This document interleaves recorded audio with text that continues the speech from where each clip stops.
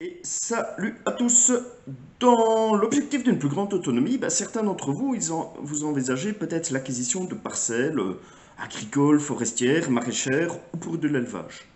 Ce qu'il faut savoir, c'est qu'un nombre significatif de ces parcelles potentielles risque de tomber sous des réglementations qui sont spécifiques afin de préserver la nature, les paysages ou la biodiversité.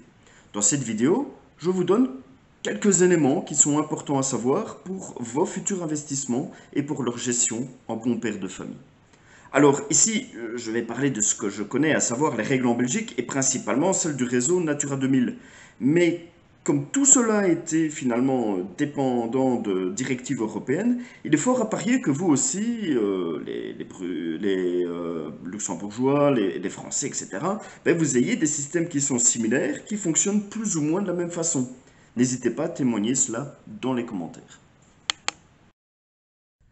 Pour commencer, sachez que énormément de parcelles avec un intérêt pour les habitats et les espèces remarquables ou menacées ont été cartographiées. La première démarche sera donc de vérifier si votre terrain actuel ou futur est repris dans cette classification. Cette recherche, elle est importante. Par exemple, rien qu'en Wallonie, 13% du territoire est en zone Natura 2000. De plus, il existe des indemnités financières et des avantages fiscaux. Si votre terrain est en zone protégée, vous allez devoir appliquer deux types de mesures. Des mesures générales, qui s'appliquent partout, et des mesures particulières qui sont spécifiques à chaque unité de gestion. Alors une unité de gestion, qu'est-ce que c'est ce truc-là? Les unités de gestion, ce sont des espèces de divisions, de classes, de catégories qui sont définies selon la nature du milieu et la présence d'éventuelles espèces à protéger. Chaque unité de gestion partage des enjeux biologiques et des contraintes de gestion qui sont similaires. On fait donc la différence entre la gestion d'un marais, d'une prairie, d'une terre de culture ou d'une forêt. Ça, c'est dans les grandes lignes. Dans les détails, une parcelle forestière peut être prise dans 5 unités de gestion différentes. Avec votre démarche de recherche cartographique, vous avez normalement pu déterminer si oui ou non vous êtes en zone protégée et quelles sont les unités de gestion qui composent votre terrain. Alors, je vous mets dans les commentaires le site qui permet en Wallonie de voir tout cela et beaucoup d'autres éléments. Super intéressant ce site. Et pour les autres pays, sachez que ce genre de site existe aussi. La photo qui suit est le type de carte que vous allez pouvoir retrouver. À vous, bien sûr, de localiser vos terrains. On se voit juste après.